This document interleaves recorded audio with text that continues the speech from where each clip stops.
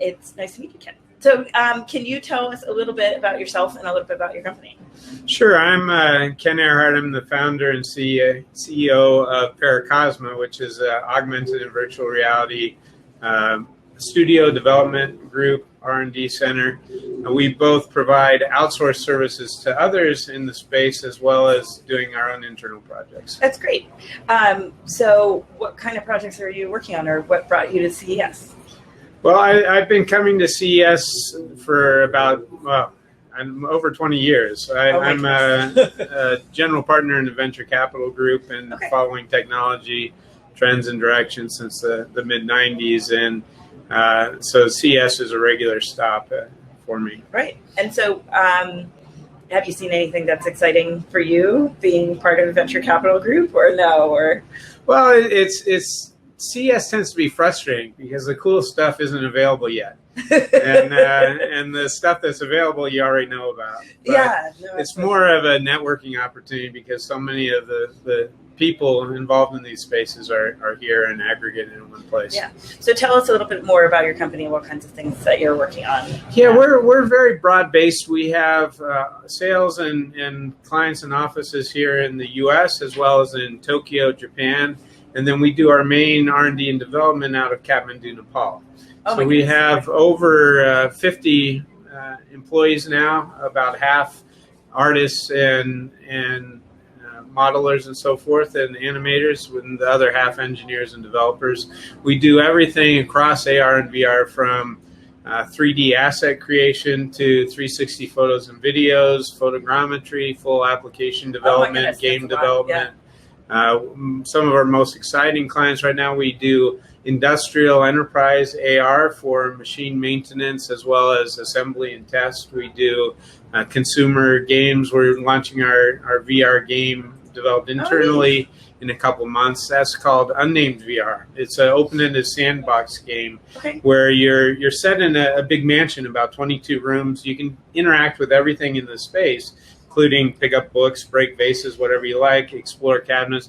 But then there's specialty rooms like the adventure room with zip lines and trampolines and climbing wall, archery, Old West arcade, a maze that reconfigures every time you go in it, music room, graffiti room, what have you. So it's just a place we designed based on feedback from demoing at VRLA and E3, where the kids that would play it for 40 minutes and come back and play it for 40 minutes and come back, they just wanted to play and have fun. So that's what it is. I mean, that's a lot of there's a lot of experiential pop-ups that are going on now because people just like to go someplace and play. And I went to Meow Wolf and realized, like, I mean, people come back and come back and come back because they're like, what else can I discover? What else can I do? Exactly. And I was like, VR's missing this. So it's exciting to hear that that's what we have. And it's specifically designed. There's no menus, no interaction. Even in the painting, you have a palette and you have a brush.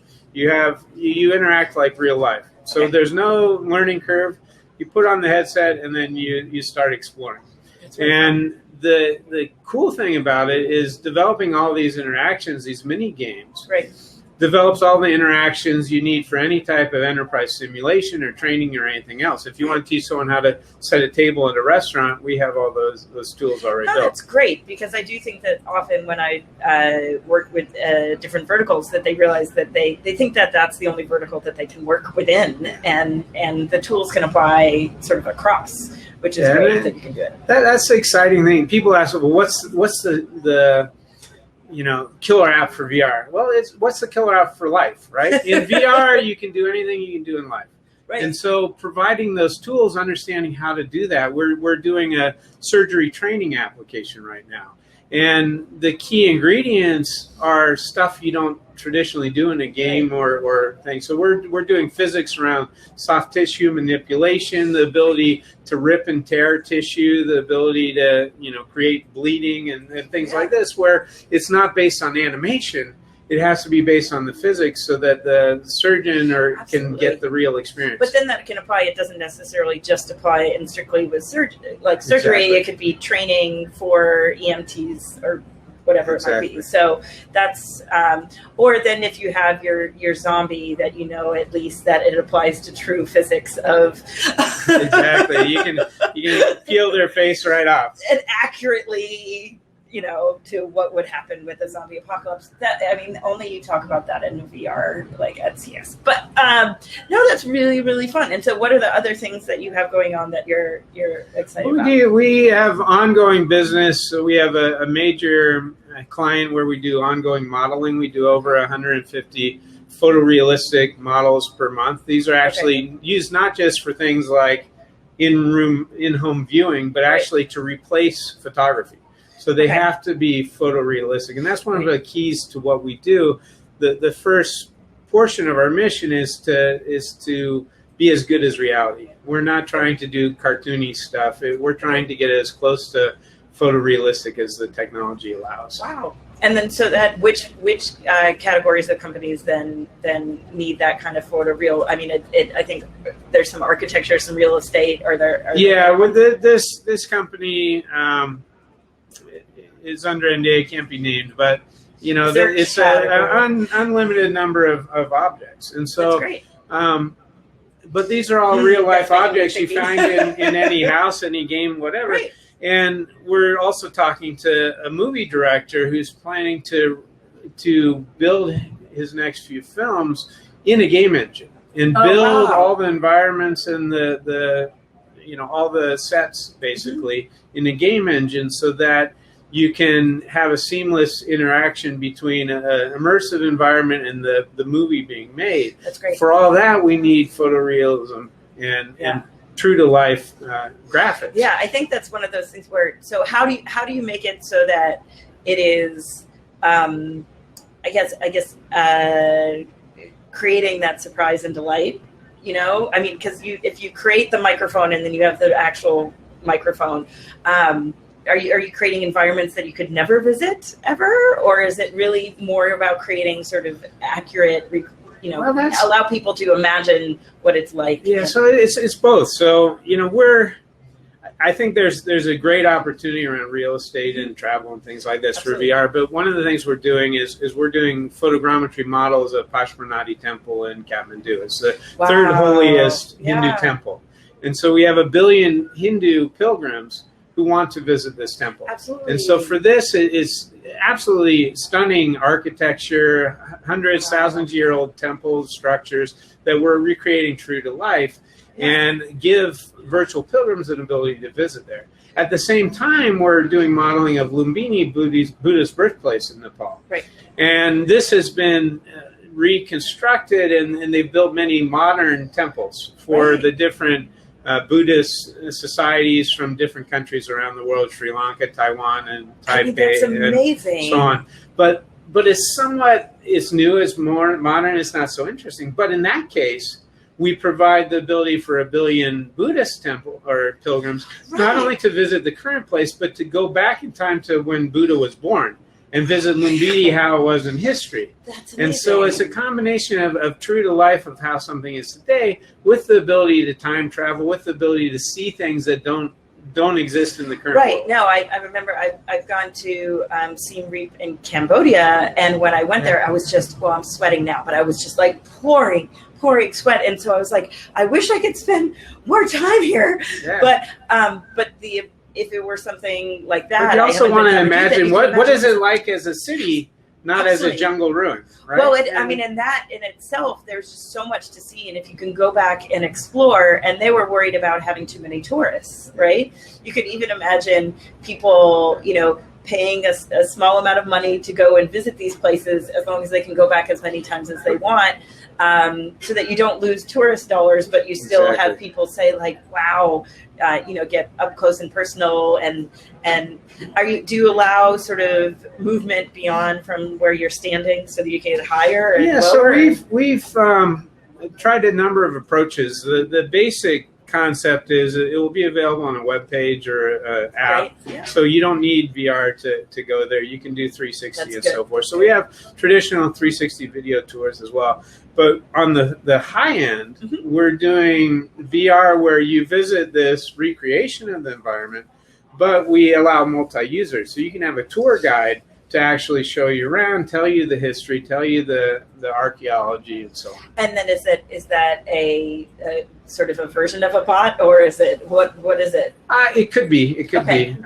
What we have now, it's the interim is as you walk around, there'll be 360 bubble spheres where you can put that on your head, stick your head in, watch a 360 tour or video and narration and so forth of that. So that can be completely independent. Wow. But if you want an actual physical tour, that's possible as well. That's next. So you've hit architecture, you've hit retail, you've hit travel, are there other categories that you're also? Well, as I said, enterprise and manufacturing and so forth is really big in AR.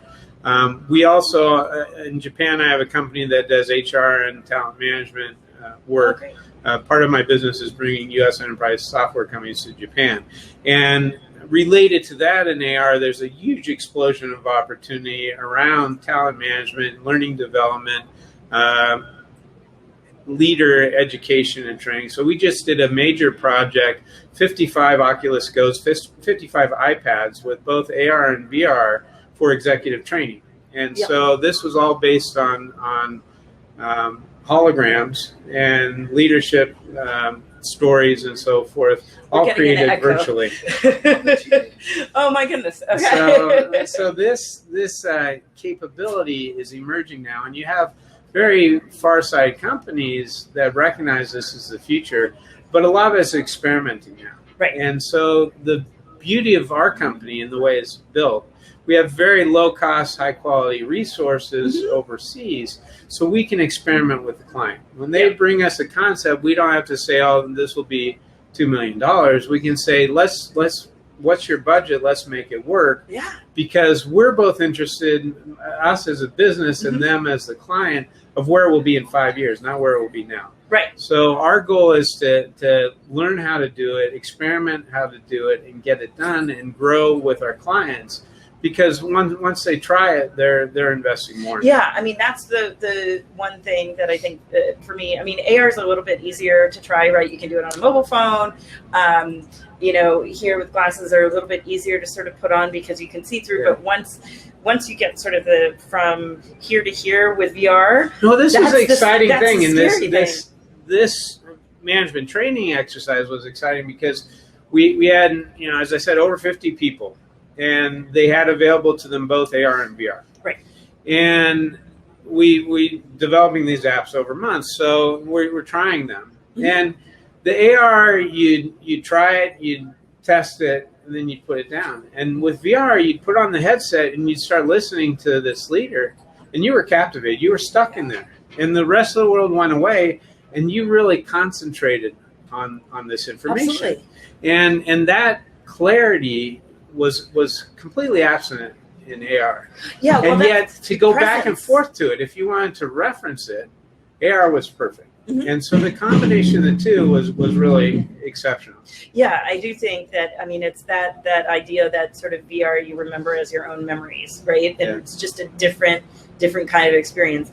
I've definitely talked to certain people sort of outside the industry, and they're like, I don't know VR. They sort of see like somebody with a headset on and like, you look sort of dorky or whatever. And then once they do it, they're like, oh, I get it now.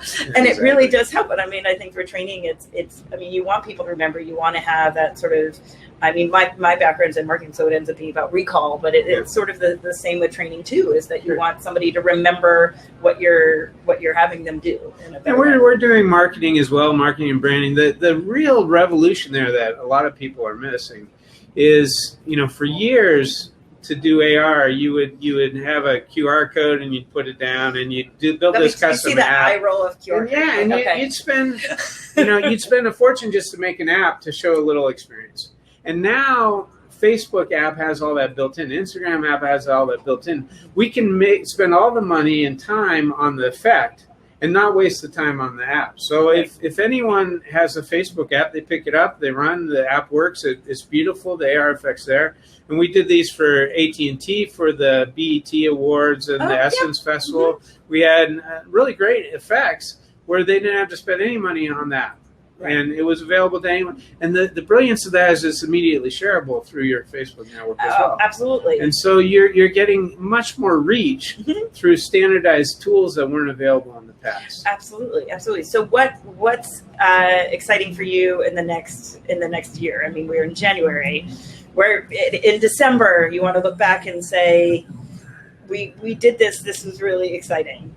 Yeah, there's some internal development projects that I can't talk about, but the excitement is there's a misconception of where the industry is right now. Okay. You know, people are focused on maybe number of VR headsets or this or that, but you have over 400 million iPhones and Apple devices that are enabled for this technology. You have a growing number, a little bit smaller, of Android devices that have this capability.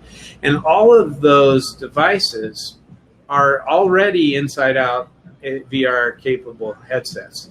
And so we're doing things with AR portals where it's a misnomer to call it an AR portal. It's VR on an AR enabled phone. Yeah, I mean, and it's all on a spectrum. Yeah, some of the things we're doing, you instantly have an installed base of 600 devices. That makes the number of headsets irrelevant. And so that's where we're looking in the entire industry is in 5 years, everyone has AR and VR for free on their phone. Yes. And they do. I mean, they do now. They have AR at least all on their phone. Yeah. I mean, there's still the app download. The people visiting CES do, but for the other billions of people in the world, it will take a little more time. But the point is, it's not a question of do game computers cost too much or do people want to wear a headset. Right. All this stuff is coming. Right. And so we're building the capability to understand how to develop it, how to use it, how to make it easy. Absolutely. The main inhibitor right now is everything's hard. This conference room, we're sitting in a group with 360 cameras. Right. And yet, if I take a 360 photo and I want to share it with you, that's almost impossible. You have to have the right player, you have to have the right plugin, you have to have the right website, you have to have the right this or that. I can't email grandma a 360 photo of the birthday party. And that's when this stuff takes off, is when it's all automatic and easy. Yeah, I mean, I think it really is about just like ease of use for customer experience. I mean, I think that absolutely is true. So thank you so much for chatting today. Any sort of last comments or words for those? No, it's to me, it's all excitement. I mean, this is the future. It's coming faster than people think, and it's not about the technology. Even though we're at a technology show, it's not about this invention or this device. It's about how people live and experience their lives. And augmented reality is exactly that. It's augmenting people's lives. And virtual reality is exactly that. It's giving them a chance to experience things they couldn't otherwise do. And that's what it's about, is the experiences. And those are blowing people's minds now and increasingly. Yes, thank you so much. Sure. I really appreciate the conversation. Really fun to chat. Great. Good talking to you.